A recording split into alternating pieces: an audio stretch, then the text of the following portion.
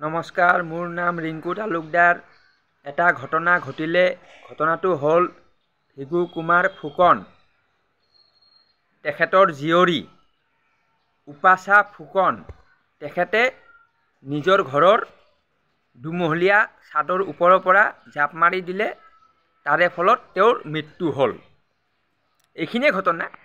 তো এইখিনিৰ ঘটনাৰ আঁৰত বহু কাহিনী আছে। কি কাহিনী আছে সেইবোৰ মই আপোনাক জনাবলৈ ভিডিঅ' বনাবলৈ ল'ম আৰু। তো ইয়াত কথাটো হ'ল কি, ভিগু কুমাৰ ফুকন তেখেত কোন আছিলে? তেখেত এজন সদৌ অসম ছাত্ৰ সন্থাৰ নেতা আছিলে, লিডাৰ আছিলে, সাধাৰণ সম্পাদক আছিলে। সেই সময়ত মানে অসম আন্দোলন হৈছিলে। অসম আন্দোলন মানে কি এইবোৰ কথা ক'ব লাগিব। তাৰপিছত অসম গণ পৰিষদ দল গঠন হ'ল। অসম গণ পৰিষদ দল মানে কি এইবোৰ কথা আহিব। তাৰপিছত তেওঁ মানে প্ৰফুল্ল কুমাৰ মহন্ত CM হ'ল, চিফ মিনিষ্টাৰ হ'ল।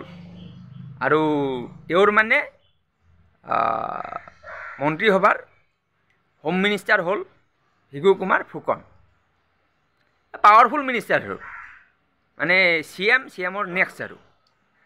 তো তেনেকুৱা এজন ব্যক্তি, তেওঁৰ নাম ভিগু কুমাৰ ফুকন। তেখেতৰ জীয়ৰী পঢ়া শুনাত ভাল আছিলে, বাহিৰত পঢ়িছিলে।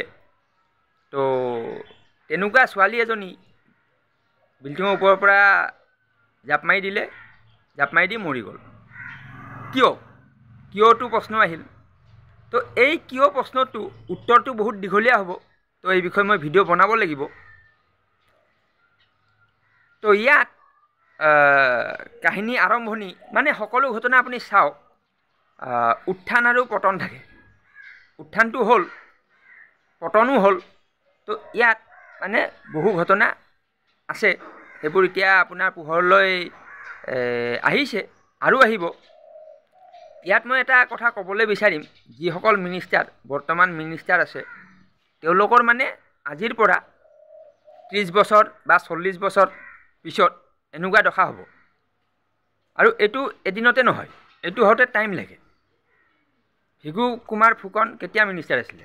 তেওঁ আছিলে আজিৰ পৰা 40 বছৰ আগত। 40 বছৰ পিছত তেওঁৰ এইটো হ'ল। তো আজিৰ যিবোৰ মিনিষ্টাৰ আছে, এইবোৰৰ মানে 40 বছৰ পিছত এনেকুৱা হ'ব।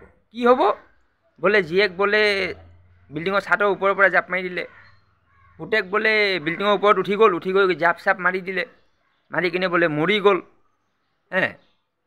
এইটো আজি নহয়, এইটো হ'ব আপোনাৰ 40 বছৰ পিছত। কিয় হ'ব, কেনেকৈ হ'ব, কি কথা, কি কাহিনী, সকলো মানে আপোনাক ভিডিঅ' বনাই মই জনাই থাকিম। তো মোৰ ভিডিঅ' চাই থাকক। ধন্যবাদ।